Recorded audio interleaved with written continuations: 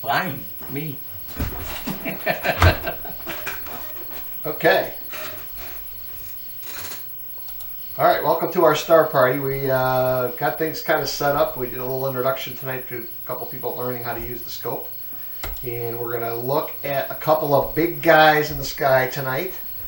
We're going to look at a hero, Hercules, and the snake handler, Ophiuchus. And we're kind of, if you can see the screen right now, you're looking at Hercules. We just moved to M92, a globular cluster. So we'll get our software going here. Oh, it's unplugged, so we got to reconnect it. Connect to our camera. We're connected. We're going to take a quick picture to see that we're on a globular cluster. If you look at the screen now, you're seeing M13. That was our first object to try to get us started. You've actually seen M13 if you watched a previous video. That is one of the largest globular clusters that we could see in the northern hemisphere. About 22,000 light years away, somewhere north of 500,000 stars, all in that big globe of stars. Really pretty thing to look at, even through binoculars. The Hercules cluster, M Messier 13. We're just a couple seconds away. Oh, are we already on it? I think we're already on it. Is that M92? That is M92. No, it's different because there's no little galaxy out here. It was already started. So this is M92, really close by to the Hercules cluster. I'll slide this over. You'll see here's Hercules right here, where I'm moving my cursor around, and M92 is up here. Visually, it's easy to find. Look for this big keystone in the sky, and M13 is between these two stars, about a third of the way down from the top one here. And then M92 is on the line of this triangle here, about a little more than a third of the way down from the top of the triangle down. So visually, very easy to find both of these clusters real high in the sky in the summertime. So here's M92, another globular cluster in Hercules.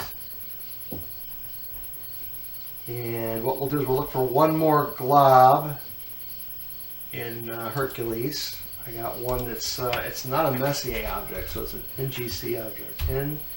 NGC, this stands for New General Catalog, 6229, 6229. We'll find it. It's right over here. See where the red is here? That's where it is.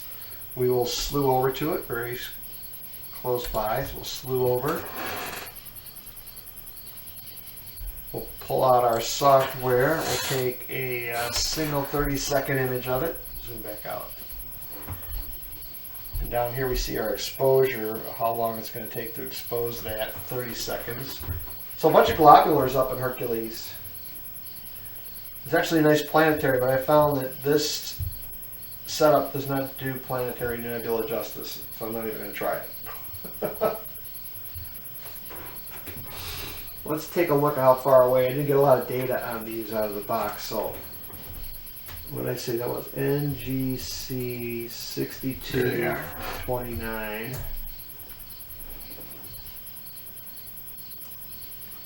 There it is. So that's much smaller. It's either farther away or just a smaller cluster. So this one is 100,000 light years away, where I told you that M13 was 22,000. So it's 4 times farther away, hence it's much smaller. We can zoom in. That's the benefit of having this digital. And it is a pretty cluster. I like the little outliers it's got there.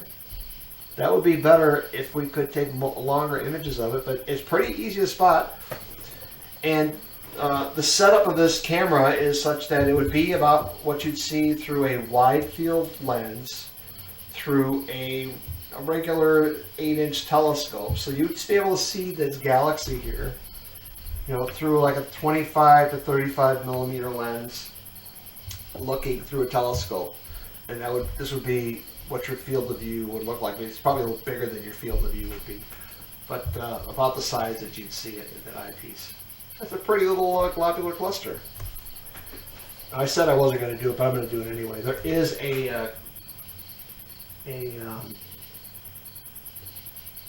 excuse me, Planetary Nebula. Oh, actually, there's a group of galaxies that we could do too. Let's try that. So this is called Able 2151. It also has an NGC number. Let's see if it'll take the Able number. Able 2151. It doesn't like that, but it does have an NGC number. I think I wrote it down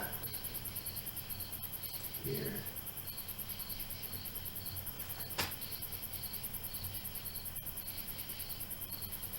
Nope, it's in my book.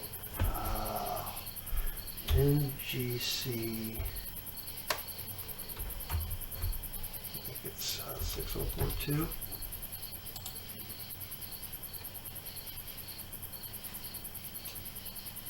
It might be it.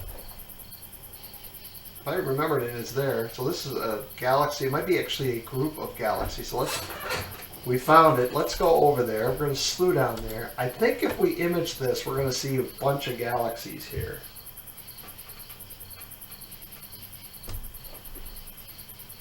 So we'll slew down there. And once we get there, I'm actually going to take a longer, we took 30-second images of these pretty bright objects.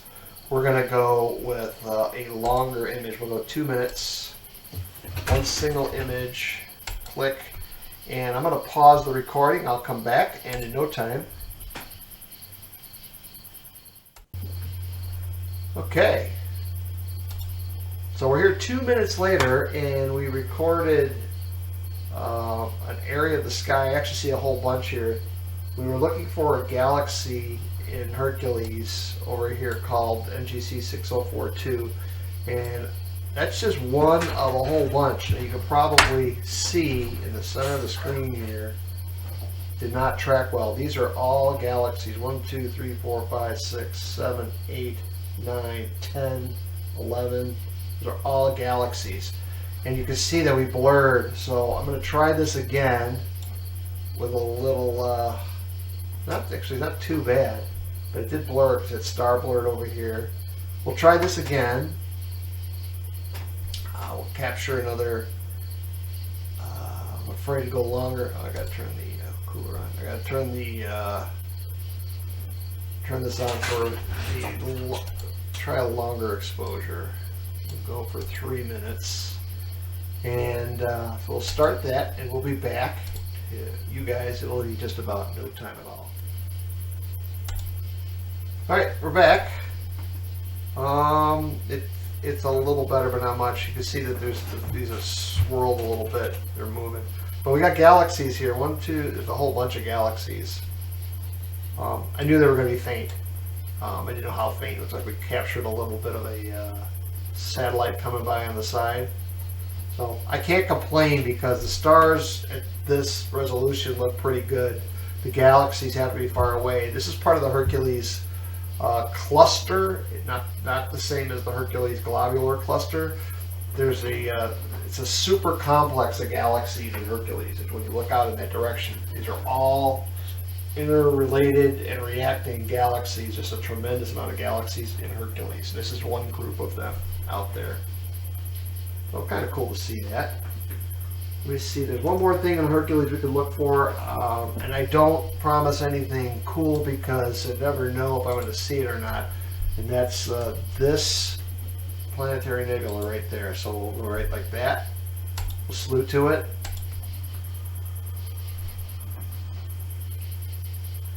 Since it's so close. That's a nice thing about doing it in one constellation is your slewing is not a big deal. I'll take a 60-second exposure of that. I'll keep you around for that exposure. This is called the Turtle Nebula.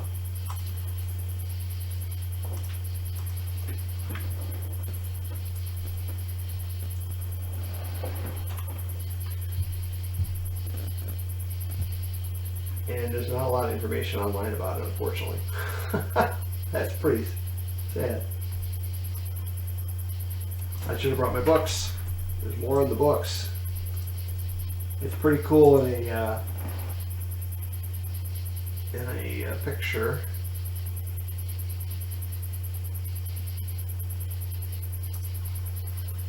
We'll have to go to a French site. We'll translate the page.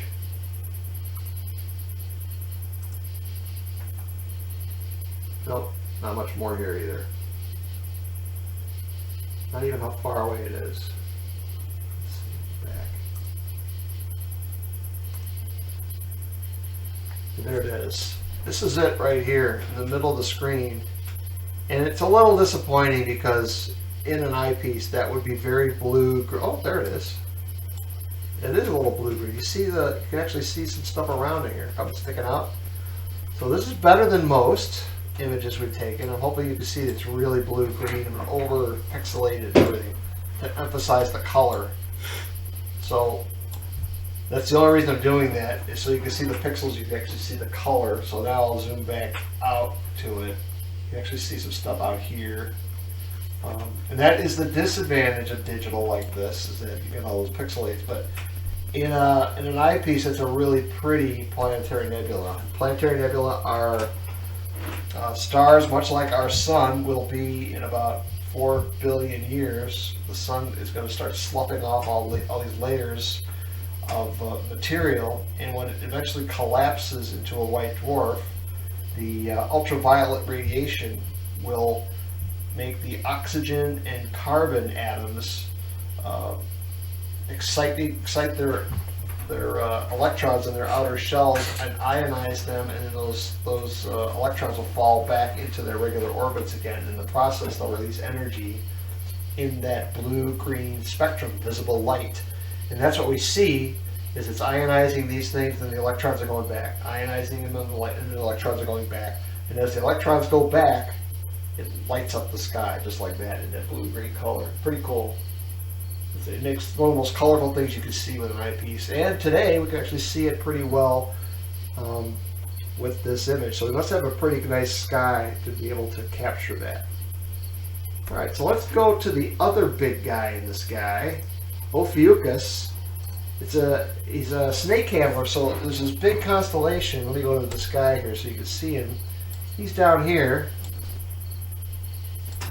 He's down here and he's handling a snake. So this is the big guy, and over here is Serpens caput, which is the head of the snake, and Serpens cauda, which is the tail of the snake. So it's a lot here. There's a snake that comes here. He's kind of holding it in the middle, and it comes out here. So he's holding that snake across his body. Serpens is the snake. And there's a lot of stuff in here to look at, and I picked a couple of things we might want to see in Ophiuchus. There's actually a bunch of star clusters. We'll start with a couple of the non-well-known ones. There's an IC object, the International Catalog 4665. We'll try that one first. Way up top here. So we will slew to that. It's actually fairly close. Here we are at Hercules. We're going to slew right down to the other big guy. Here we go.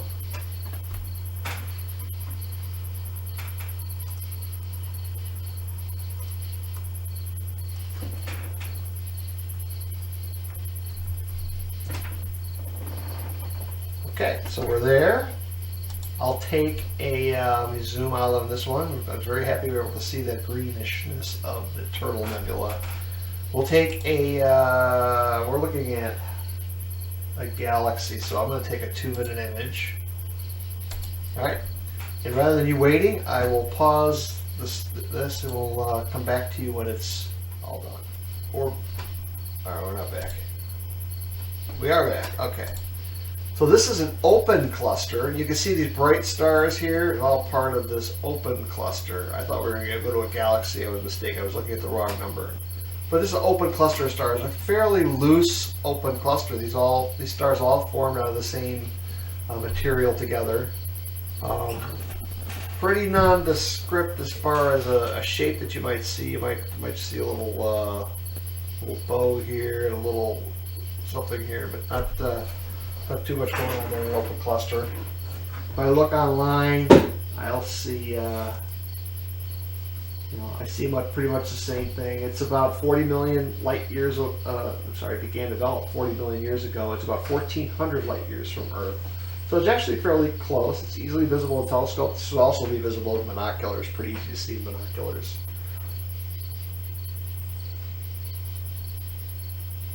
All right, let's find a couple other things in Ophiuchus.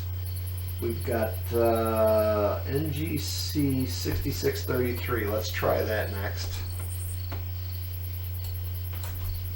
NGC 6633.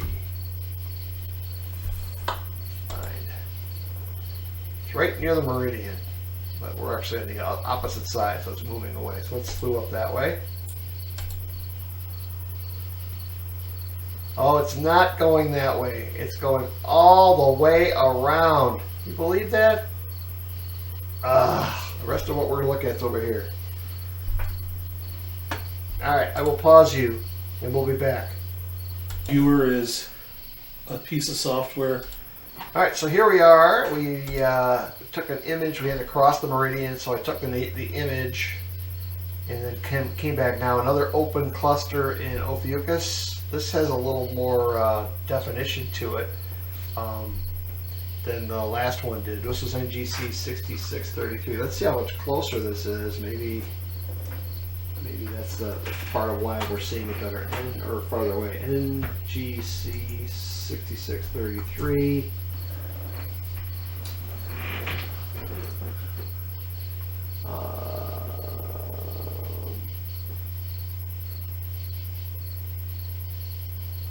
About 30 stars in this cluster, and it's about 1,000 light years away. So it's a little bit closer than the other one,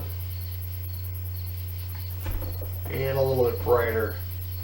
The image is kind of blurred. We're not tracking well, and I find that this thing tracks better when it's pointing straight up than when it's pointing down. We're pointing a little low in the sky. If I go back to the sky here, this is the horizon, and if you look at things here, this is the that's the whole sky. So you can see we're most of the way down to the horizon, so it tends to not track as well low as it does high. So let's me zooming back in here now. Let's try another guy in Ophiuchus. There's a few Messier objects there. Let's try those. We got M9 is one. So we found it. It's really low. We could try it. Is it going to go back around the other way? No. Yes, it will. It's going to go back the other way. So, I will pause the recording and be back. Okay, so we got about 5 seconds left before we get the new image of, what did I say, M9. And here we go. So M9 is a globular cluster. It's a little lower in the sky. You can actually see some dark stuff over here. See the little dark nebula here? I am going to try for a dark nebula a little bit later, I think, because I can see this one. Tells me I might find one straight up pretty easily, unless it's clouds. There's M9. It's a little blurry, not tracking incredibly great. It is cooling down, so it's cooling okay. But another globular cluster in the snake handler, Ophiuchus. So Ophiuchus is an interesting constellation. It really is. It's one of 13 constellations that go across the ecliptic. But for astrology, they only have 12 constellations. And so they're really actually shifted quite a bit, astrologically speaking. They don't include, it kind of goes with the months. There's 12 months in the year, 12 signs in the astrological calendar. But Ophiuchus actually sits in the middle of all these, in between what have I got here? Actually, we can look at it. We can actually see it. It's between Sagittarius and Libra. Is this guy? There's a lot of space here between these two zodiacal constellations. So you have Capricorn, Sagittarius, Ophiuchus, and then you have Scorpius, Libra, Virgo. Kind of weird to have that big chunk there that's not being occupied. So, just interesting. All right, so we got a Messier object in there. Let's try another Messier object. M10 is down there as well. I think there's a bunch of globular clusters down in Ophiuchus. We found it. We'll slew over to that one. Hopefully everything else from here is going to stay on this side of the meridian, and we don't have to flip again. We'll go back to our software. We'll take a couple minute image, and I'll be back with the developed image. All right, so we're back with M10. It's a little bit closer globular cluster. Yeah, see, we're not getting really nice images down low here. Zoomed out, they're not too bad, but you can see when I zoom in, the focus is not good. It almost looks like bubbles, doesn't it? And that could be a matter of focus. So let's see if we can't find something a little higher in the sky. It's actually pretty low. Should I try M107? That's lower. I feel like I'm doing Price is Right. M62. That's even lower. M19, I think that's even lower. Nope, about the same spot. M14. That's a little bit higher. Slew over there. It's not real high. We can make a quick night of this. There's not much to look at down here. A lot of globular stuff. I thought that'd be more interesting than this. So we'll take an image. I will pause us. We'll be back in a minute. All right, we got a new image up of M106. Excuse me, which one was it? I don't remember. M14. Lots of globular clusters. This one looks denser than the other ones, doesn't it? Yep. Really bright in the center. We're not tracking well, so I was going to try something else low. I'm going to try to go high with something that we might see decently to see if I can kind of clear up the tracking issues we're having. So we'll try that next. We're going to go way up high. Let's take a picture of the double-double. It's 2 stars, 2 pairs of 2 stars. I'm going to slew up there. Hopefully it doesn't have to go all the way around. No, it doesn't. It isn't going to go all the way around. But it's going to put the scope straight up in the air. And it tends to do better imaging. Really, it's going to go all the way around to go over there. Unbelievable. It's going to loop all the way around. So because of that, I won't bore you with the move. We'll come back. All right. So we had to cross the meridian to get to the double-double. This is just it's a pair of stars that are each double stars. I think 2 of them are oriented vertically, and 2 of them are oriented horizontally. And so let's see what we can capture here in 10 seconds. Oops, I meant to do that. Let me do this. I'm going to do continuous capture. So every 10 seconds it's going to update with a new image. So we'll keep getting refreshed. So if it's not good tracking, it's only 10 seconds. It's got to be decent tracking for what we're doing here. So there's the double-double. That's a double. Let me see if we can see them.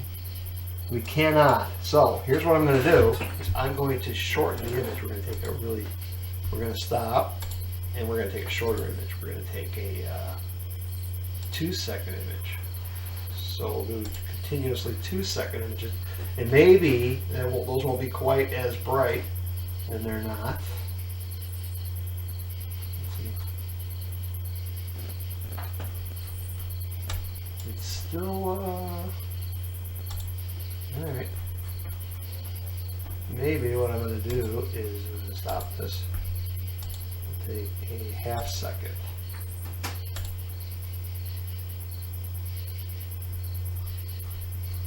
Still too bright. Might have to use the other software at this point. Stop that. 0.1,000th of a second.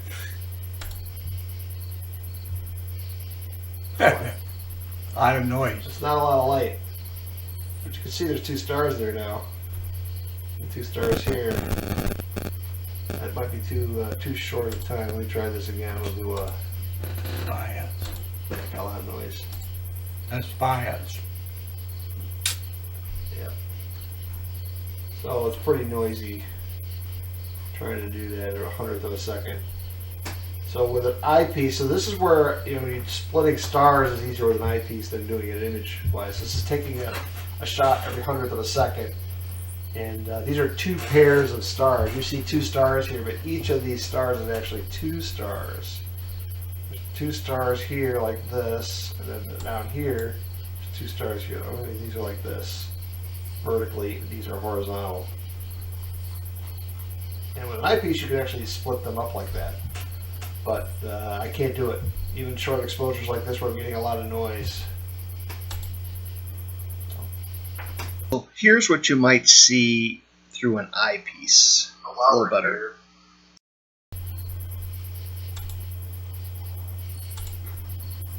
Over there. Take us like a 60-second exposure of the ring. Oops.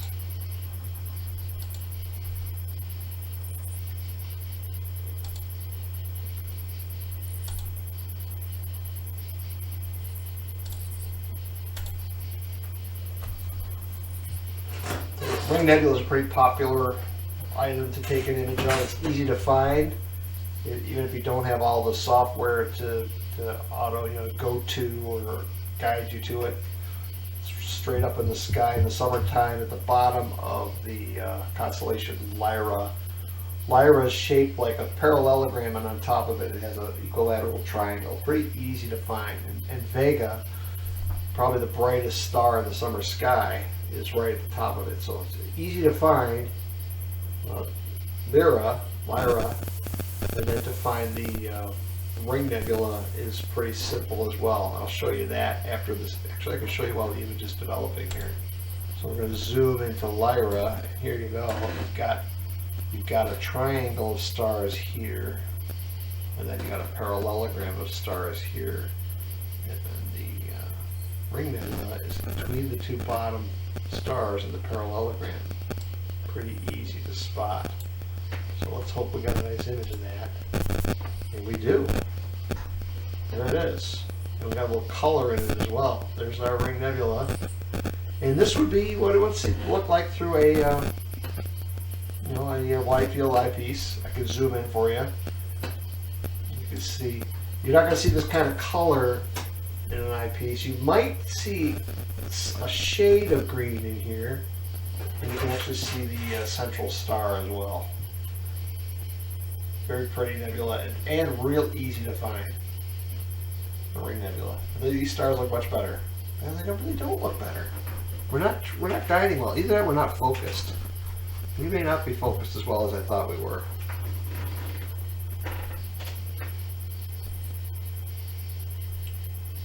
So what we can try to do, I'm going to try to focus. So I'm going to pause this for a second. Actually, I'll stop it. And all right, so I'm back, and we did a meridian flip, and we're all over the place here. So I figure before we leave tonight, I'm going to try the dark nebula that I tried to capture the last time we were out, and it's nearly straight up. It's kind of an odd name thing. It's LDN 981. I had to punch in the coordinates, and it's supposed to look like a chicken, but I think I captured something right here in 2 minutes, and then something really dark over here, which is what I should see there.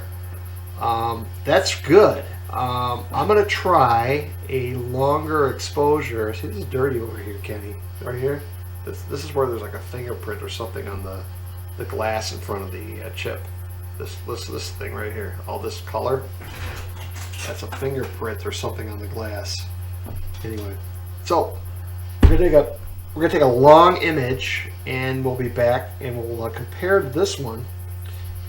This one's saved here. We can actually compare the images. So we'll be back. There we go. So we tried to image a dark nebula, and I think we got it here. Let me zoom in a bit. We got something right here. Got something right here.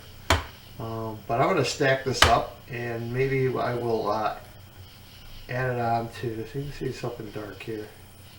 I will add it on at the end of this, what I could process, what I got here. I think I got something. And the stars aren't in too bad a shape. And so we'll see. Alright. That'll be our evening for tonight. Hope you guys enjoyed it. Try it again next time. Thanks, everyone. Okay, so here we are with the image I was able to take with stacking a half hour's worth of imaging. So 6 5-minute images. I did no darks. I didn't do any other processing with this other than what I could do through Photoshop. And I think you can see some of what's going on here. I did capture some of the nebula. Certainly with more time on this, I could get a lot better image than I got. But look to see if you can see the outline of 2 of the dark nebula, and I'll put up the nebula so you can see them. I'll dissolve into it. Now you can see the nebula there. I'll dissolve back into my image and see if you can actually see it a little bit better. We actually did capture some of that dark nebula, and I don't know that you can actually see this through a telescope. Certainly not with the amount of time that I did it, but I thought it was an interesting challenge to try to catch dark nebula. I'd never really witnessed dark nebula, and this was a good way to do it. And then finally, here I'm back to my image without it, and then we'll go to the image of somebody else had taken. I don't have the credits in front of me. I'll try to put them on the image. This is a much better image, actually. A lot more time was put into this. You can see the stars actually put up an awful lot of background light to light up the dark nebula that are in. Then you can actually see kind of a big dark cloud to the one side, and then that chicken foot looking thing that I mentioned. So that's the reference that I was looking for, so it helped me find what we were looking for in the dark nebula. Anyway, that's it for this evening. Want to take a little dark nebula look, something a little different than what you normally see up in the sky through a telescope. So have a good evening, and I look forward to seeing you again the next time around. Thanks, everyone.